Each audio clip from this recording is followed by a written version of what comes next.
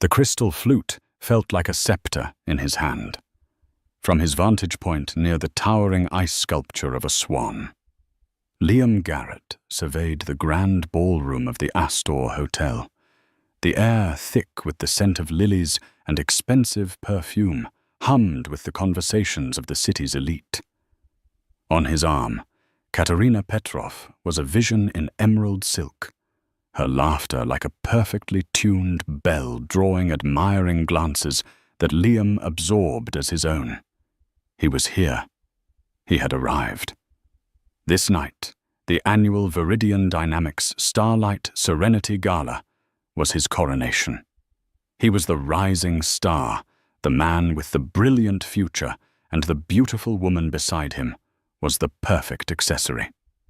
The lie he'd told his wife, a dull, mandatory work retreat, was a small necessary price for this taste of the life he truly deserved. He took a sip of champagne, the bubbles a fizzy premonition of his victory. He felt untouchable. Liam Garrett believed life was a game of chess, and he was 3 moves from checkmate.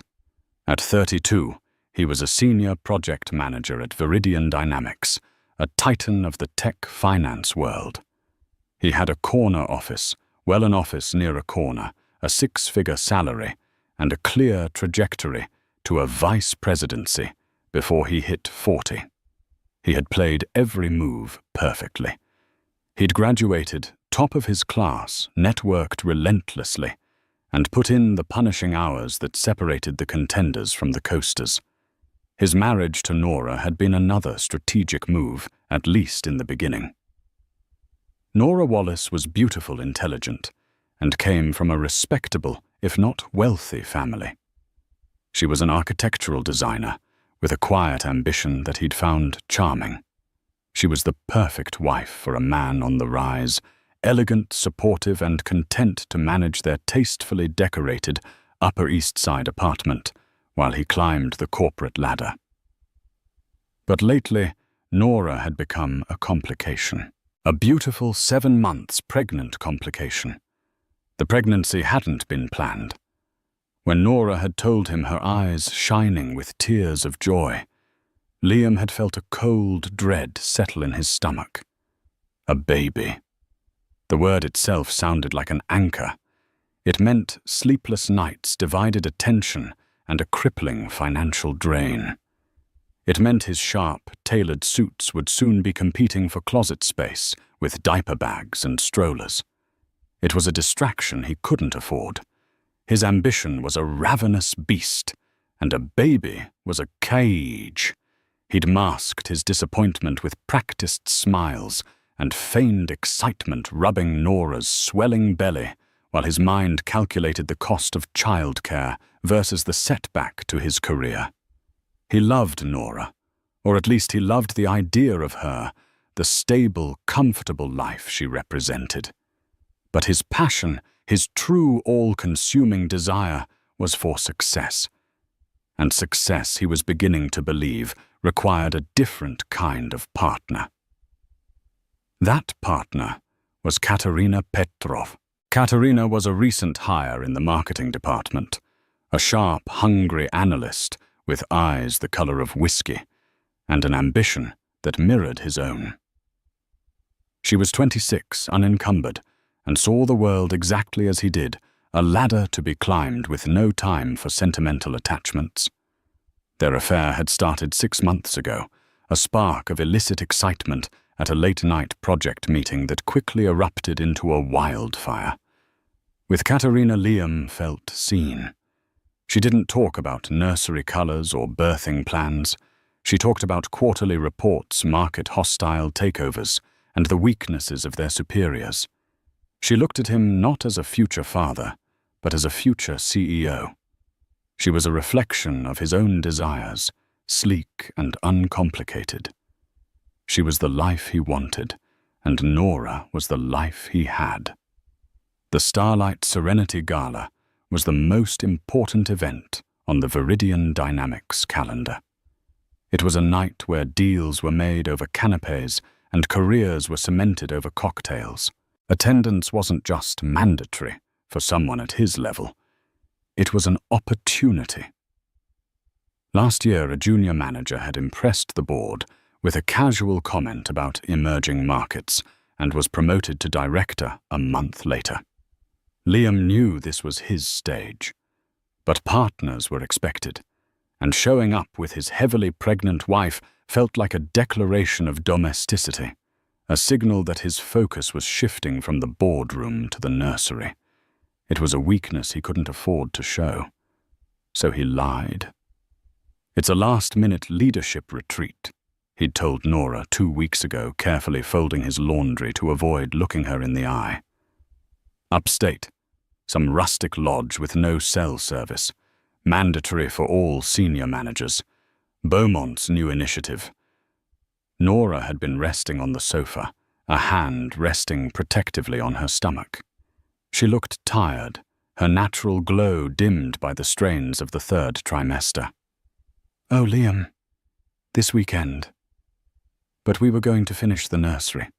"I know, honey. I'm so sorry," he'd said, his voice dripping with synthetic regret. "I tried to get out of it, but it's Desmond Beaumont's pet project. You know how he is. My hands are tied." He'd leaned down and kissed her forehead, inhaling the familiar scent of her lavender shampoo and feeling a pang of something he refused to identify as guilt. "It's only 2 nights. I'll be back Sunday afternoon, and I promise we'll spend the whole day on the baby's room." She had sighed, a soft, weary sound. "Okay. Just be safe. I don't like the idea of you driving up there so late." "I'll be fine," he'd assured her. "I'll miss you. Both of you." The lie had been surprisingly easy. It slid off his tongue like silk. Now, standing in their bedroom 2 weeks later, the lie was taking physical form. He adjusted the knot of his Tom Ford tie, the dark silk a stark contrast to the crisp white of his bespoke shirt.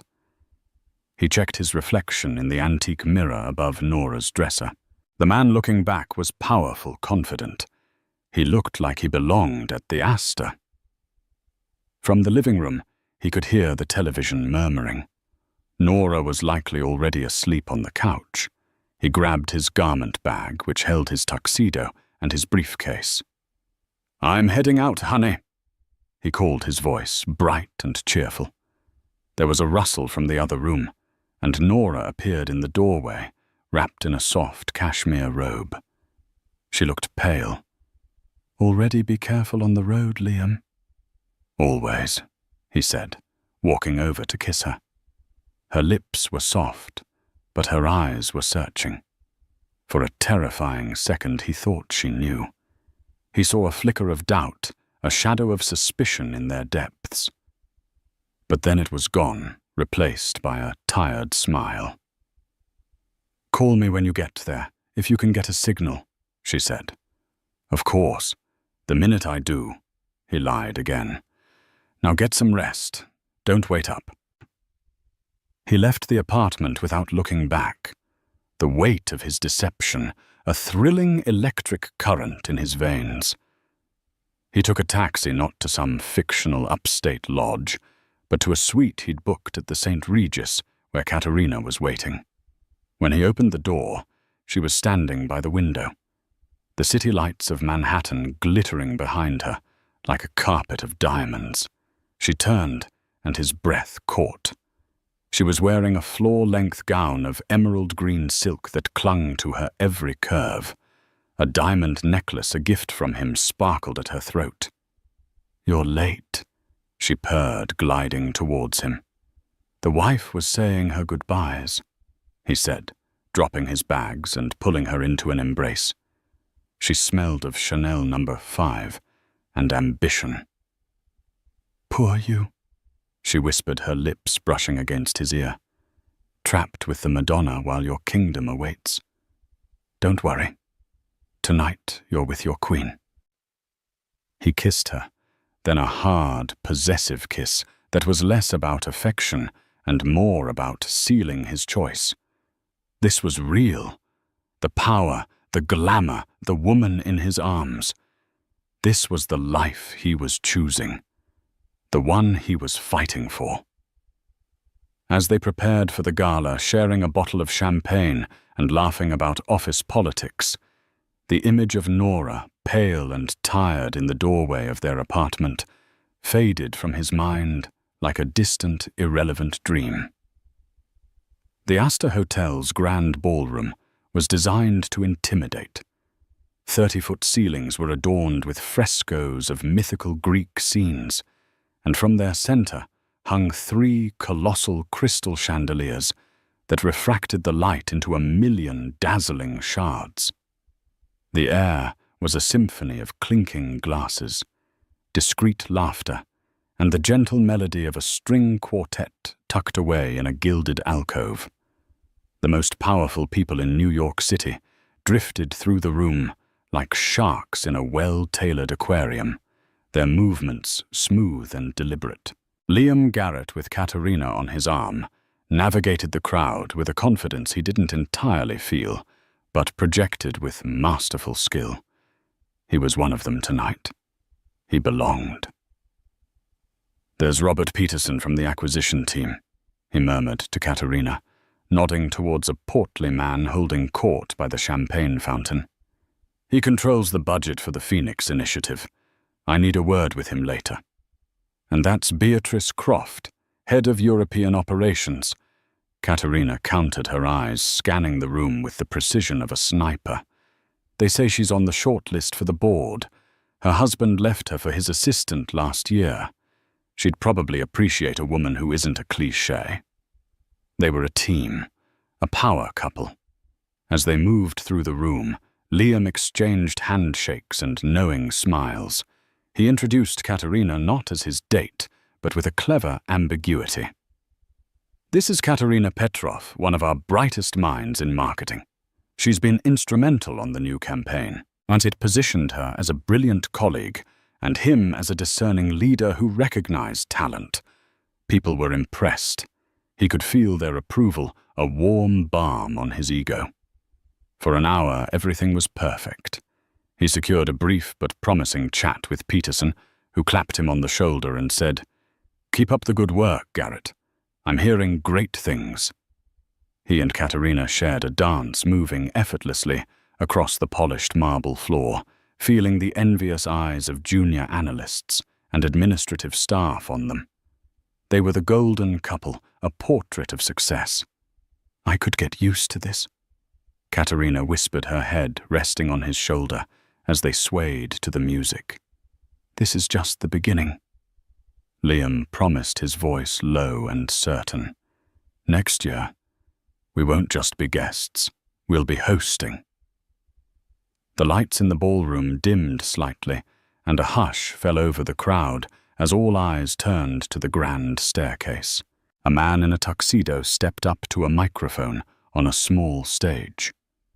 "Ladies and gentlemen," the man announced, his voice echoing through the vast space. "If I could have your attention, please. It is my great honor to introduce the man whose vision and leadership have propelled Viridian Dynamics to the forefront of global innovation. The chairman of the board, our CEO, Mr. Desmond Beaumont." A wave of applause rippled through the room. Liam straightened his tie, a frisson of anticipation running down his spine. Beaumont was the king of this castle, a semi-mythical figure known for his ruthless business acumen and his intensely private nature. A moment of FaceTime with Beaumont tonight could change everything. Desmond Beaumont appeared at the top of the grand staircase. He was in his late 50s, tall and silver-haired, with a presence that commanded absolute silence. He wore his power not like a heavy cloak, but like a perfectly tailored suit. His eyes, a piercing shade of blue, swept across the room, and for a moment, Liam felt as though the CEO was looking directly at him. Beaumont smiled, a rare and brief event, and extended his hand. But he wasn't alone. From the shadows of the upper landing, a figure emerged to take his arm. It was a woman. She was radiant, her face glowing with a serene beauty that seemed to outshine the chandeliers. She wore a bespoke gown of deep sapphire velvet that draped elegantly over her very pregnant form. Her dark hair was swept up in a graceful chignon, revealing a delicate string of pearls at her neck. She moved with a quiet confidence, a gentle smile on her lips, as she descended the staircase on the arm of the most powerful man in the room. And Liam felt the world stop. The champagne flute in his hand suddenly felt slick with sweat. The blood drained from his face, replaced by an icy torrent of pure, unadulterated panic. The hum of the crowd faded into a deafening roar in his ears. His heart hammered against his ribs like a trapped bird. Because the woman on Desmond Beaumont's arm, the guest of honor, looking for all the world like royalty, was his wife. Nora. Liam. Are you all right? Katerina's voice was a distant needle in the roaring silence of his mind. You look like you've seen a ghost. He couldn't answer. He could only stare, paralyzed, as Nora and Mr. Beaumont reached the bottom of the staircase. They were greeted with a fresh wave of applause. Beaumont raised a hand for silence, his other arm still linked with Nora's. Thank you all for coming, Beaumont began, his voice calm and authoritative. I'm delighted you could all be here tonight, and I am especially honored to be accompanied by a very dear friend and one of the most brilliant architectural minds in the city, Miss Nora Wallace. Miss Nora Wallace, not Mrs. Liam Garrett. The choice of words was a deliberate surgical strike. Nora's eyes scanned the crowd. She wasn't looking around aimlessly. She was searching. And then her gaze found him. Across the sea of faces, through the shimmering light and champagne-fueled chatter, her eyes locked with his. There was no shock in her expression, no surprise, no tearful confusion. There was only a calm, cool, and utterly devastating certainty. A quiet strength that terrified him more than any scream ever could. In that single silent moment, Liam understood. This was not a coincidence. This was an execution, and he was the one on the chopping block. He felt Katerina stiffen beside him. Liam, she hissed, her voice tight with confusion and dawning horror. That's your wife. What is your pregnant wife doing here with the CEO? Liam Garrett. The man who was 3 moves from checkmate finally looked down at the board and realized he had been playing the wrong game all along. He had never been the player. He had only ever been the pawn. The world, which had stopped for a brief, heart-stopping eternity, came crashing back into motion with brutal force. Liam's first instinct was primal flight. He wanted to turn, to melt into the damask wallpaper, to become invisible. He gave Katerina's arm a sharp tug. We have to go, he rasped, his throat dry as dust. Now. Katerina pulled her arm away, her face a mask of disbelief and fury. Go, Liam, what is going on? You told me she was upstate. You told me she was sick. Her voice was a low, venomous whisper. The adoration from moments before had curdled into contempt. I can explain later. We just need to leave, he insisted, his eyes darting around the room. It was too late. People were already starting to notice. He saw Peterson from Acquisitions raise an eyebrow. He saw Beatrice Croft lean in to whisper something to her colleague.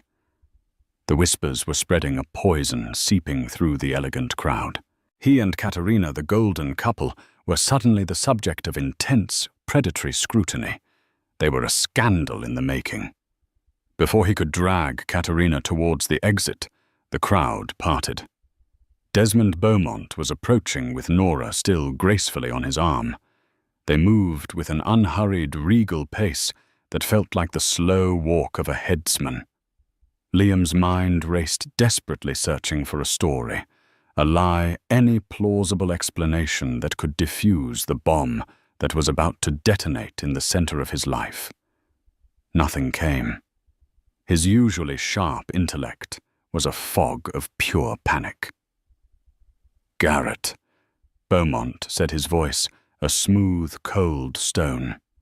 He stopped a few feet away, his gaze sweeping over Liam and then landing on Katerina with dismissive curiosity. "I don't believe I've had the pleasure."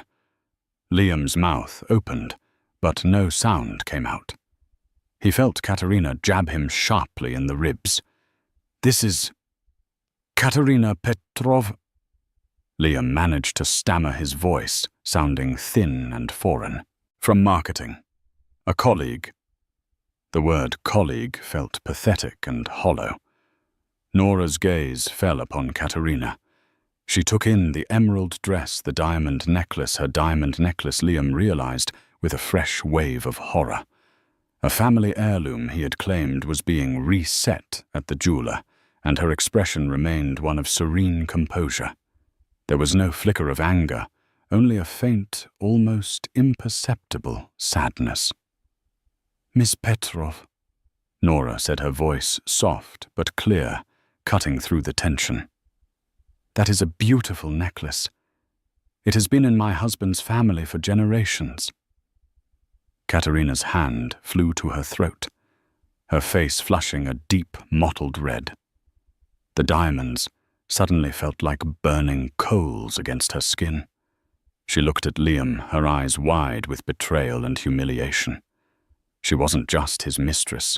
She was an unwitting participant in a theft, a pawn in a game far more complex than she had imagined. Beaumont watched the exchange with the detached interest of a scientist observing a chemical reaction. "Indeed," he said, his eyes finally settling on Liam, and the temperature seemed to drop 10 degrees. "Family is so important, isn't it, Garrett? A foundation of trust and integrity.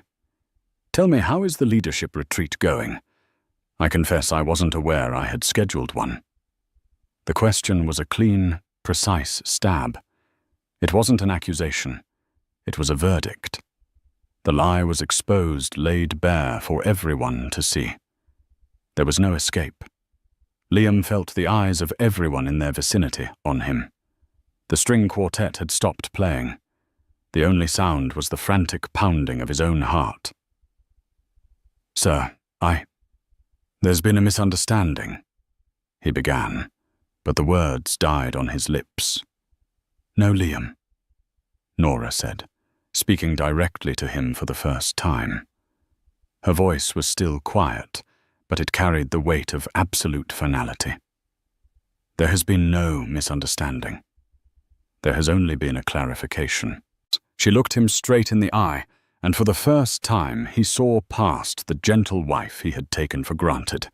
He saw a woman of immense, formidable strength, a woman who had taken her deepest pain and forged it into a weapon of righteous judgment. He had underestimated her. He had underestimated her profoundly. Beaumont gave a slight, almost imperceptible nod to his security detail, who began to subtly shepherd the nearest guests away, creating a small, isolated island of humiliation. "Nora, my dear, perhaps you'd like to get some fresh air," Beaumont suggested gently, his tone shifting from icy executive to concerned friend. "The air in here has become rather unpleasant." He guided Nora away, leaving Liam standing alone with Katerina. The protective bubble burst, and the full force of Katerina's fury erupted. "You absolute fool!" she hissed, her voice shaking with rage. She ripped the necklace from her throat, the clasp breaking, and shoved it into his chest. "You used me. You brought me here to be humiliated in front of the entire company. My career is over. You've ruined me. Kate, listen to me." He started reaching for her. "Don't you dare touch me," she spat, backing away as if he were diseased. "You are a dead man, Liam Garrett, and you are on your own." She turned and fled, pushing her way through the gawking crowd, her emerald dress a streak of color in his collapsing world. Liam was left standing alone in the center of the ballroom floor. The whispers were no longer whispers. They were a dull, condemning roar. He saw his boss, the head of his department, pointedly turn his back. He saw the faces of his colleagues, a mixture of pity, disgust, and schadenfreude. He had walked into the Starlight Serenity Gala, feeling like a king. He now knew with sickening certainty that he had just walked into his own public execution. He was no longer a rising star. He was a cautionary tale, a disgrace.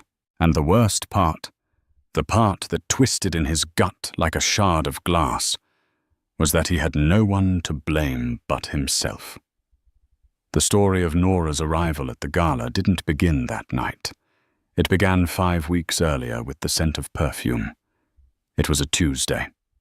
Liam had come home late, claiming a project had blown up, and he'd been forced to stay and put out the fire. It was a common occurrence, one Nora had long accepted as part of being married to an ambitious man. He'd slipped into bed murmuring a tired apology and fallen asleep instantly. But Nora had stayed awake, her mind racing. As he'd leaned over to kiss her goodnight, she had caught a faint, unfamiliar fragrance on his shirt collar. It was a floral, musky scent, expensive and distinct. It was not her perfume. It was not the perfume of any of his female colleagues she knew. It was the first loose thread. Nora had tried to dismiss it. She was pregnant. Her hormones were a mess, and her sense of smell was notoriously heightened. She was being paranoid. But the thread once noticed could not be unseen. She started to pay attention. The late nights became more frequent. The business trips on weekends, which had once been rare, were now a monthly occurrence. Liam grew more distant, his phone guarded with a ferocity that was new and alarming. He would take calls in the other room, his voice a low conspiratorial murmur. When she'd once found his credit card statement left on the counter, she noticed a charge for a lavish dinner at La Perle, a romantic restaurant they had never been to together.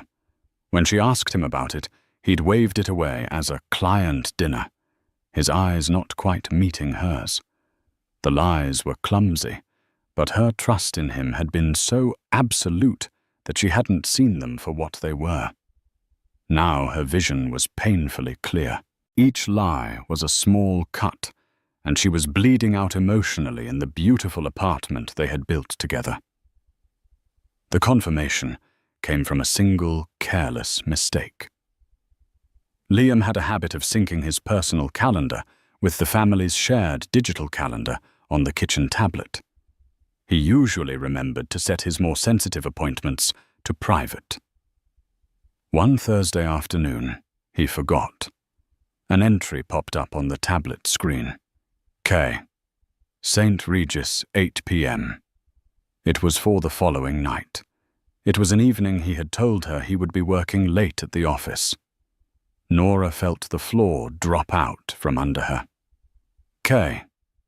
Katerina Petrov, the sharp, pretty new girl from marketing he had mentioned once or twice. Nora's heart fractured. It wasn't a clean break, but a splintering, a spiderweb of cracks, spreading through everything she had believed was solid and true. She sat at her kitchen table for an hour, one hand on her belly, feeling the gentle kicks of their unborn child, and wept. Her first instinct was to confront him, to scream, to throw his perfectly ironed shirts out the window. But what would that achieve? He would lie. He would deny, deflect, and gaslight her until she questioned her own sanity. She would be the hysterical pregnant wife, and he would be the calm, rational husband dealing with her hormonal outbursts. He would win. As her tears subsided, a cold, hard resolve began to form in their place. This wasn't just an affair. It was a profound betrayal of the vows they had made and the family they were about to create. He had gambled with their future, with her dignity, with their child's life. A quiet, private confrontation was not enough. The punishment had to fit the crime. His reputation, the very thing he valued more than her, more than their baby, had to be the price.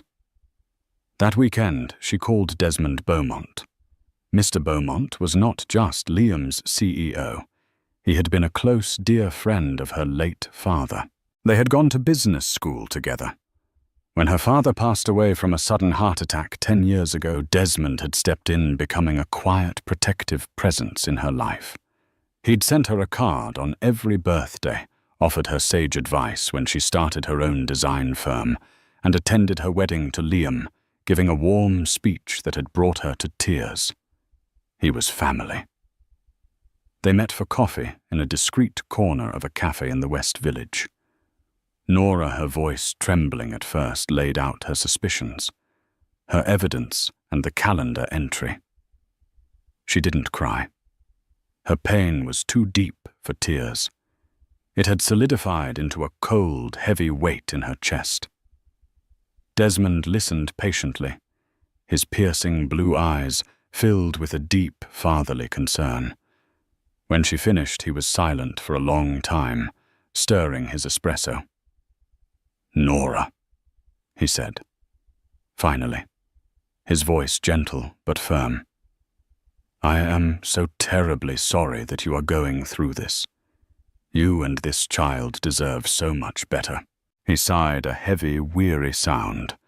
"To be honest, I've had my own concerns about Liam for some time." Nora looked up surprised.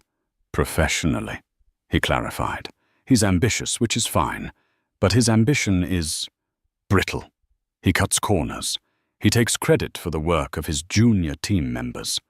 On the Phoenix Initiative, he submitted a report with projections so wildly optimistic they bordered on fraudulent. I've had my internal audit team looking into his work for the past month. He's a man who cares more about the appearance of success than the integrity it takes to achieve it." He looked at her directly. "It seems his character is consistent in all aspects of his life." That was the moment the plan began to form. "The Starlight Gala is in 2 weeks," Desmond said, his mind already working. "He will be there. He cannot afford to miss it. And a man like him will not attend alone. He will want to show off his conquest.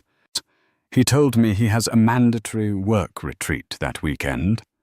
Nora said, the lie now sounding absurdly transparent. Desmond's lips thinned into a hard line. "Of course he did. Nora, you could confront him at home. He will lie and deny. Or you could confront him in the place where his reputation is currency. You could walk in on the arm of his boss, not as a victim, but as an honored guest. You let the world see him for what he is." The idea was terrifying. The thought of facing Liam and his mistress in public made her feel physically ill.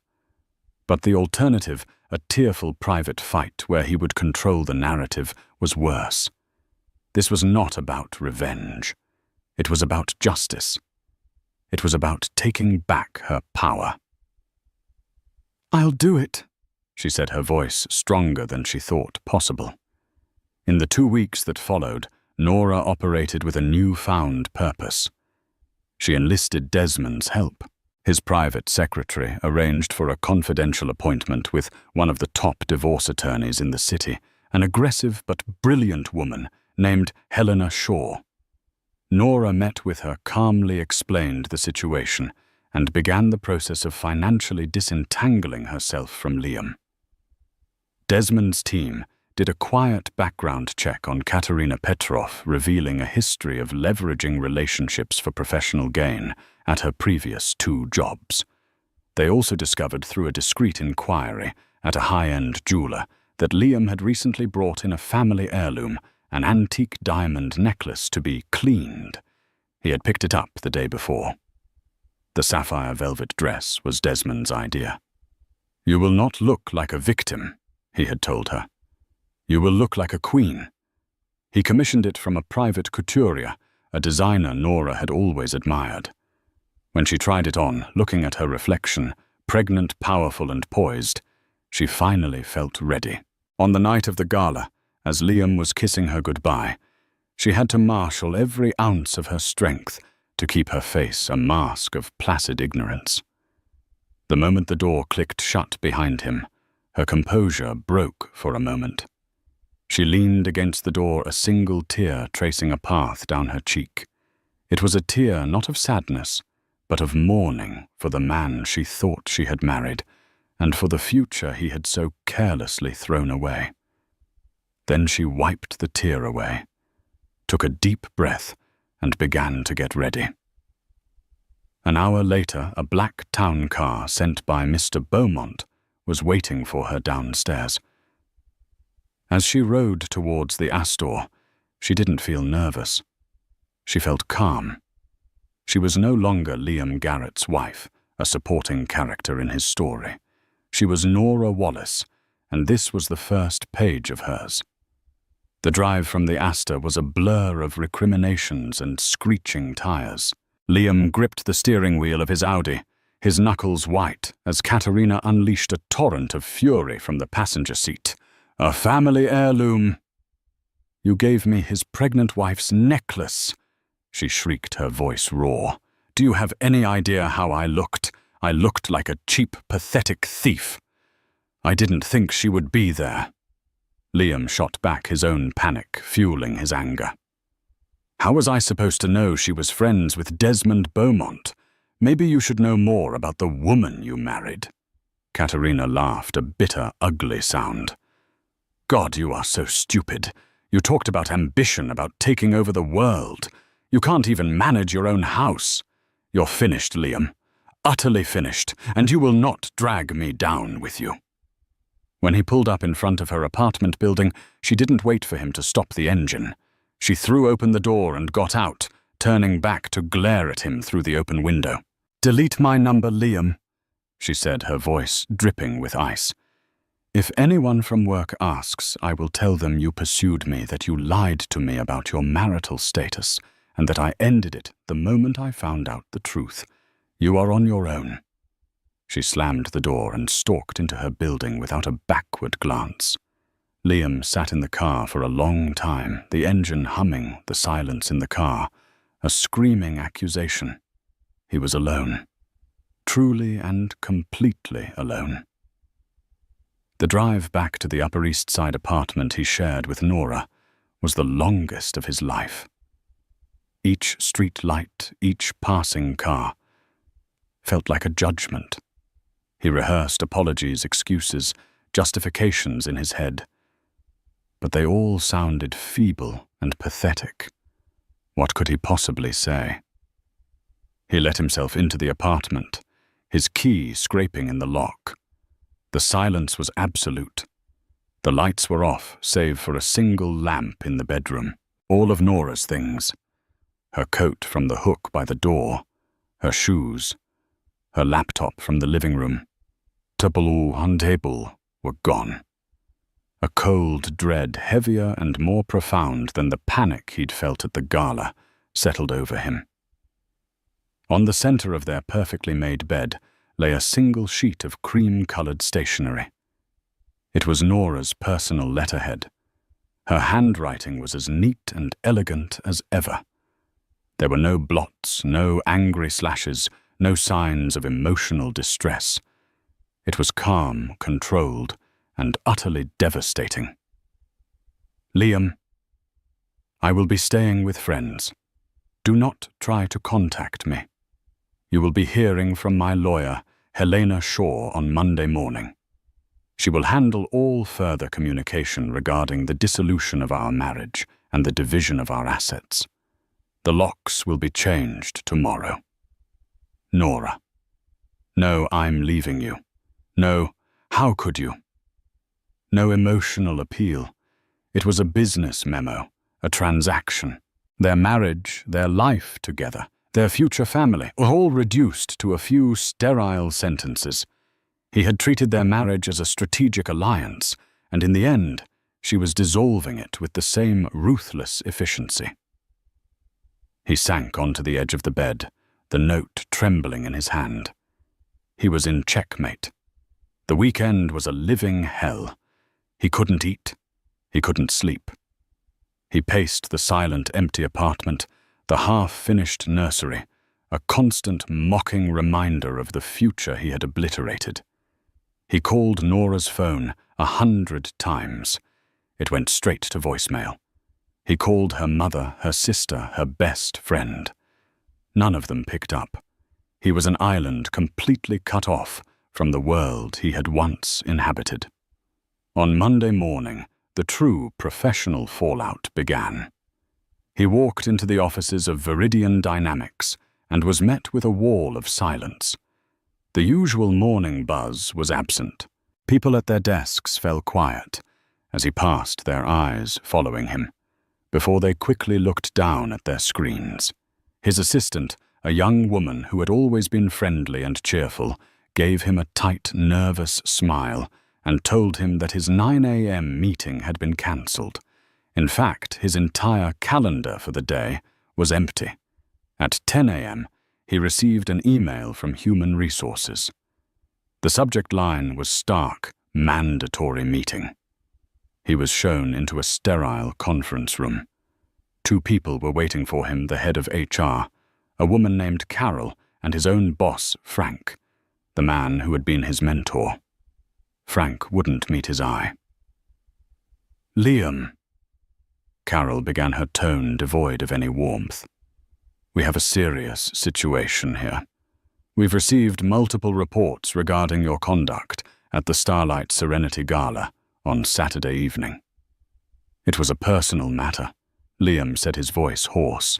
"Bringing a junior employee as your date to a company event while misrepresenting your marital status and publicly deceiving your spouse, who happened to be the guest of the CEO, is not a personal matter. Liam." Frank cut in, his voice heavy with disappointment. "It's a catastrophic lapse in judgment. It speaks to your character. Frank, I can fix this." "It's too late for that," Carol said, sliding a folder across the table. "This isn't just about the gala. Mr. Beaumont has authorized a full review of your project management, specifically concerning the Phoenix Initiative." Liam felt a fresh jolt of fear. The Phoenix Initiative. The project he had been cutting corners on for months, fudging the numbers to make his department look more successful than it was. "It has come to our attention," Carol continued, "that there are significant discrepancies in your progress reports. Your projections for market penetration were based on outdated and frankly manipulated data. You have deliberately misled the board and endangered a 9-figure investment." The affair was the public face of his disgrace. But this was the nail in his professional coffin. Beaumont hadn't just exposed his infidelity. He had used it as the justification to expose his professional fraud. The morality clause in his contract was a catch-all. His personal failings were now inextricably linked with his professional ones. "We are placing you on immediate indefinite suspension, pending the results of a full internal audit." Carol said, her voice final. "Please hand over your company ID laptop and phone. Security will escort you from the building." Liam stared at them dumbfounded. Suspension. Security. Escorted from the building. These were things that happened to other people to failures, not to him. He was a ghost walking out of the Viridian Dynamics building, a cardboard box of his personal effects in his hands. The city he had sought to conquer felt vast and hostile. He looked up at the gleaming glass tower of his former office and understood that he hadn't just lost a job. He had been erased. The weeks following his suspension were a slow, agonizing descent into a personal hell of his own making. The word suspension was a corporate euphemism. Liam knew he would never set foot in Viridian Dynamics again. The internal audit was a formality, a tool to build an ironclad case for his termination and to ensure he couldn't sue for wrongful dismissal. His first call on Monday had not been to a headhunter, but to a lawyer, a man whose smarmy television ad promised to fight for the little guy. The lawyer listened to Liam's story and practically laughed him out of the office. "Let me get this straight," the lawyer had said, leaning back in his creaky chair. "You cheated on your pregnant wife, who is a personal friend of your CEO. You took your mistress, a subordinate, to the company's biggest event. You gave the mistress a family heirloom belonging to your wife. And your bosses have found evidence of you cooking the books on a major project, Mr. Garrett. You don't have a case. You have a public relations disaster. My advice, sign whatever they put in front of you and pray they don't sue you." The call from Helena Shaw. Nora's lawyer came on Tuesday. Her voice was calm, professional, and utterly uncompromising. "Mr. Garrett," she began, "I represent Nora Wallace. I am sure you understand that she is seeking a divorce on the grounds of adultery. Given the public nature of your indiscretion and the emotional distress caused during her pregnancy, we are prepared to move swiftly." Liam tried to plead to ask if he could just speak to Nora. "All communication will go through me," Shaw stated flatly. "Nora's priority right now is her health and the health of her unborn child. She needs to be insulated from any further stress. We have already filed a petition to have you vacate the marital apartment, which, as you know, was purchased with a significant down payment from a trust left by Nora's father. Given your current employment status, we believe this is in everyone's best interest." He was being kicked out of his own home. He had a week. He spent those last few days in the apartment like a ghost surrounded by the life he had systematically dismantled. He packed his belongings into boxes, each object a painful memory. The photograph from their honeymoon in Italy, the silly coffee mug Nora had given him for his birthday, the tiny pair of sneakers they had bought together after their first ultrasound.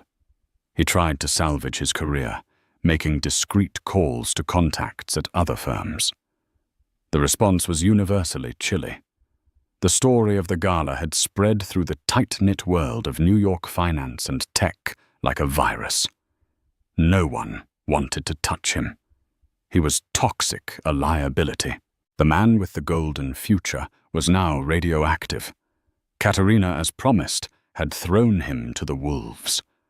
Liam heard through the grapevine that she had given a tearful, convincing performance to HR, painting herself as the innocent victim of a manipulative superior. She claimed he'd told her he was already separated and that the gala was meant to be their first public outing as a couple. She had kept her job.